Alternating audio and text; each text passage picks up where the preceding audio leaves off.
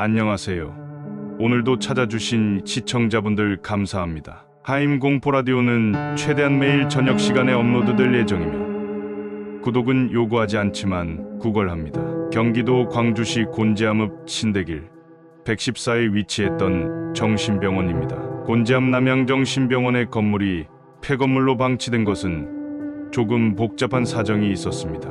그 원인은 상수원보호법 개정으로 병원 내 하수 처리 시설을 들여 증축해야 했으나 건물주와 원장이 해당 시설의 설치 비용 때문에 단판을 짓던 중에 오늘 내일 하던 건물주가 1997년 노안으로 사망한 데다 건물주를 대신해서 건물의 관리를 담당했어야 할 건물주의 아들은 이국에 거주 중이었기 때문에 하수 처리 시설 설치 사안이 공중에 떠버렸습니다. 한때 대한민국에서 심령 스팟으로 유명했던 곳으로 폐가 답사랍시고 사람들도 자주 다녀가고 방송에서 자주 다뤄지는 곳이었습니다. 그 때문에 내부에는 다녀간 사람들이 해 놓은 낙서들과 라카나 페인트로 그려진 낙서들이 벽면에 가득했습니다. 특히 건물 존속 시절 사진을 보면 워낙 많은 사람이 깽판을 치고 가서인지 을씨년스럽다기보단 엄청나게 불결했습니다. 이곳이 이렇게 유명해진 데는 여러 가지 이유가 있는데 이전에 정신병원이었다는 점, 산속에 지어졌다는 점, 폐건물이라는 점, 오래된 건물답게 안 그래도 투박한 외관이 세월이 흘러 노후화되면서 을씨년스러운 분위기를 풍기는 점 등 그야말로 신기할 정도로 가공할 소재들이 잔뜩 뭉쳐 있습니다. 2007에서 2008년경 미스터리 갤러리에서도 떡밥이 되어 화제가 된 적이 있습니다. 2008년 코미디 TV 채널 계열사에서 방영되었던 공포체험 프로그램 고스트 스팟에서 무속인을 섭외하여 이곳을 촬영하고 방영하여 당시 공포 매니아들에게 큰 이슈거리가 되었습니다. 2012년 11월 11일 언론 보도에 의하면 세계 7대의 괴기 장소 가운데 하나로 선정되었다고 합니다. 이 여파인지 실제로 곤지암 남양정신병원을 다녀간 외국인들의 영상들이 올라왔습니다. 한때 주변 주민 피해에 문제가 화두가 되었습니다. 2016년 8월에도 주민들이 공포 체험하려 온 외지인들 때문에 밤잠을 설쳤다고 합니다. 공포 체험 자체보다도 근처에서 벌이는 왁자지껄한 술판 때문에 스트레스 받았다고 합니다. 경찰이 1시간마다 한 번 꼴로 순찰했지만 이후 3시간에 한 번 돌까 말까 수준으로 줄어들었다고 합니다. 30m쯤 떨어진 빌라에서 개를 길러서 가까이 다가가면 개가 큰 소리로 짖습니다.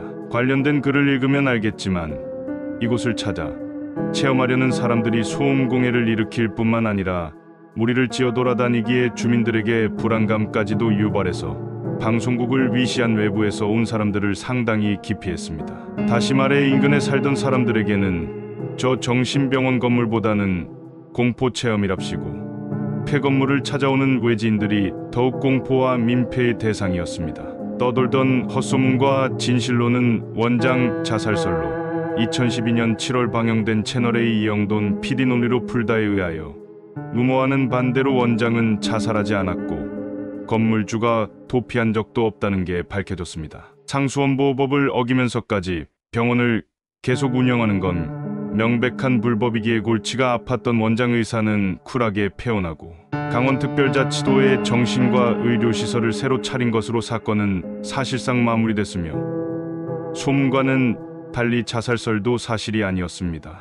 하지만 이후에도 건물주의 아들은 사정으로 인해 건물을 관리할 형편이 되지 않았고 건물은 자연히 방치되었으며 여기에 의료사고나 횡액 같은 전혀 있지도 않았던 헛소문들까지 마치 진짜인 것처럼 쫙 퍼져 심령 스팟으로 저런 헛소문이 나버린 것입니다. 첨부한 영상을 보면 그때의 원장 의사는 하도 루머와 취재에 시달려서 기자가 곤지암 남양정신병원 얘기를 꺼내자마자 신경질을 낼 정도가 되었습니다. 차라리 이전 안내 약도와 진료예약 전화번호를 써놨으면 그나마 나았을 것입니다. 의료사고설로 해당 정신병원을 상대로 의료사고가 있었다느니 원혼이 떠돈다더니 등에 카더라 따위의 소문들이 즐비하나 상술했듯 결론만 말하면 아무 일도 없었습니다. 그리고 이 사실이 기사화된 게 벌써 8년 전이며 영화 촬영 시작 시점에서도 4년 전입니다. 모르고 그랬다, 정보가 없었다 따위의 변명도 전혀 통하지 않는 상황입니다.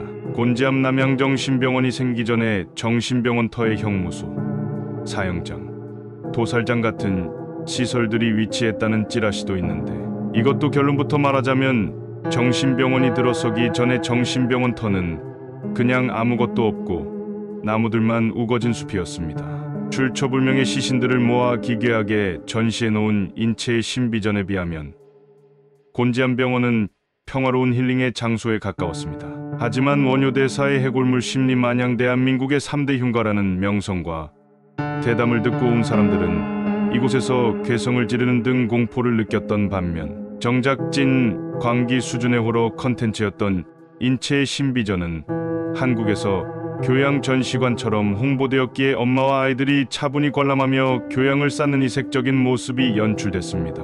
플라시보 효과는 흉가에도 적용되는 것입니다. 이른바 괴기장소라 불리는 곳들 중에서 패스트와 전쟁으로 죽은 사람들의 공동묘지를 한 사람이 싸그리 유골들을 훔쳐오다시피 해서 제작한 세들렉 납골당. 일본에서도 유명한 자살 장소이며 이미 수많은 사람에게 자살한 일본인들이 줄곧 발견되었으며, 지금도 발견되는 아오키가하라와 다르게 곤지암 남양정신병원은 그냥 정신병원을 운영하던 원장이 다른 곳으로 사업 장소를 옮기고 나서 방치된 폐건물일 뿐입니다.